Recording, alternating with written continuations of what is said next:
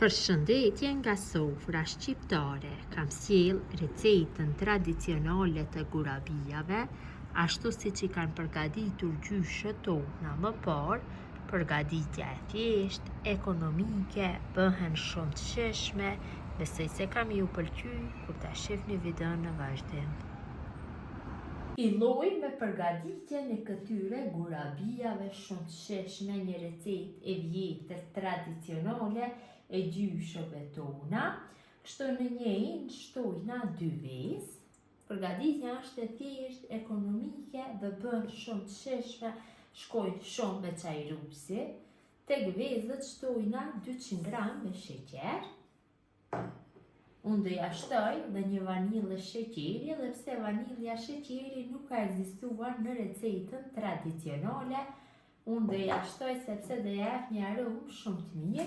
Tash vetëm se pak e përzim masën, kështu, derisa sheqeri dhe vezët bëhen një masë. Vetëm pak, nuk nevojitet një përzimje e gjatë. Ja shtojna 200 gram me kos.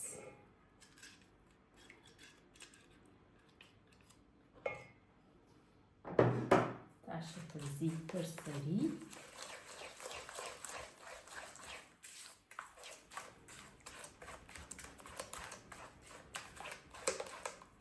Një 100 ml me vaj. Dhe tash masën, pasi t'ja shtoj vajin, e përzim pak më gjatë, sepse vaji më vështirë bashkohet me përbërësit tjerë. Kam përzim masën mirë, tash e shtojna millin. Gjithsej mill do na duhen dikun rreth 450 gramve dhe do na duhet soda bikarbona apo pluhur për pjekjen. Kaluarën gjyshët tona i kanë hedhur një lugë të mesme me soda bikarbona, mirëpo do ja shtoj një paketim me pluhur për pjekje, pasi që soda bikarbona do ju bëj pak një ngjyrë më të errët, pasi kemi tash ne sodë bikarbona, nuk do i hedhi pluhur për pjekje.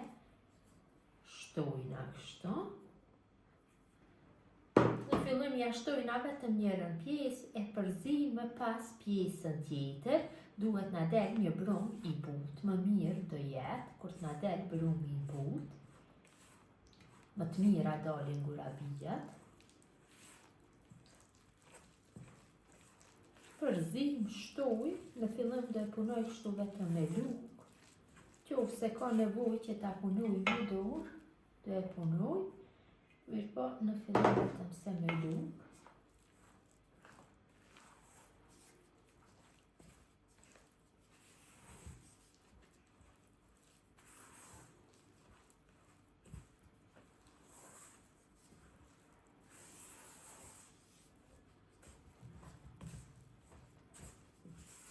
Pra në këtë trashësi duhet jetë brumi.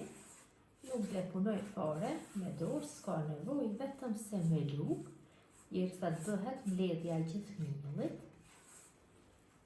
Na ka ngelur një pjesë. Zakonisht varet nga marka e millit, për atë arsye nuk e hedhni gjithë millin komplet, përshtoni pjesë. Mund të shkoj dhe më shumë.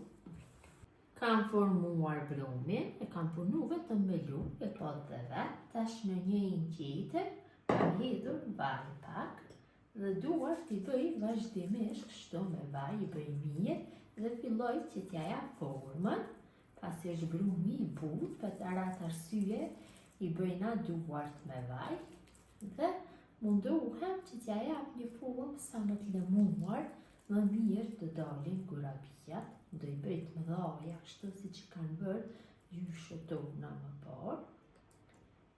Ja, kjo masi, sa një mandarin është e mjaftueshme, të mundohem t'i bëj formën e një rrethi dhe i vendosim në tepsi. Tepsi kam shtru letër për pjekje, më mirë do e keni kështu të shtroni letër, për arsye se pas pjekjes do bëhet tepsia shumë e ndyrë dhe keni vështirë që ta pastroni dhe më lehtë largohen nga tepsinja kështu pas pjekjes. Këtë mënyrë i japim gjithë gurabijave formën, i vendosi kështu larg njëra nga tjetra. Vazhdojnë atutje në mënyrën e njëjtë, ku ja dhënë formën, vazhdimisht i bëj duart me vaj, se mundohem që ja jap një formë të lëmuar.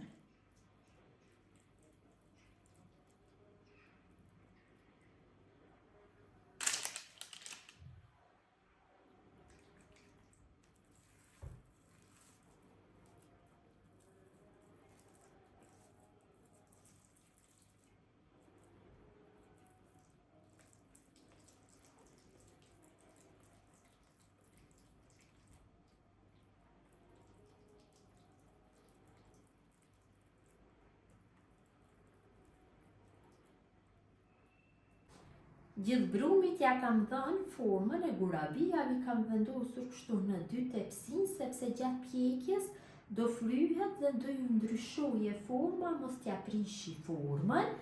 Tash morim një lugë apo një piron dhe i dekorojmë nga pjesa e sepër, dhe jap taman atë pamjen tradicionale, që ja kam dhënë më parë gjyshet tona. Ju mund t'i jepni çfarë do lloj formësh, varet nga dëshira, po dhe në pamje do i bëj ashtu tradicionale, vërtet dolin shumë bukura, taman do i kthejmë në nostalgji.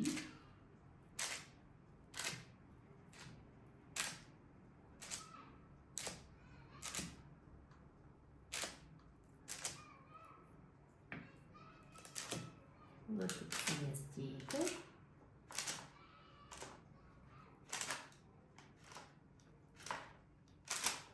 Dhe gurabijat janë gati për pjekje, kam nxjerr furrën në 200 gradë dhe në atë temperaturë do i pjeki rreth 20 minuta. Në fillim do i pjeki vetëm njërën tepsi.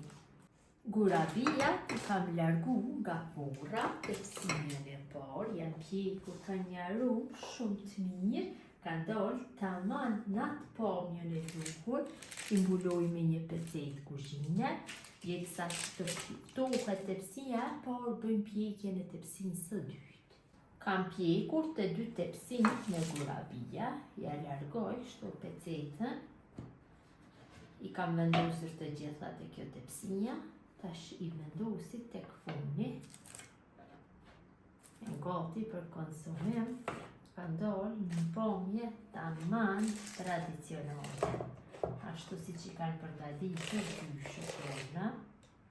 Besoj se dhe shijen ka për me qenë ashtu si kurse pamje.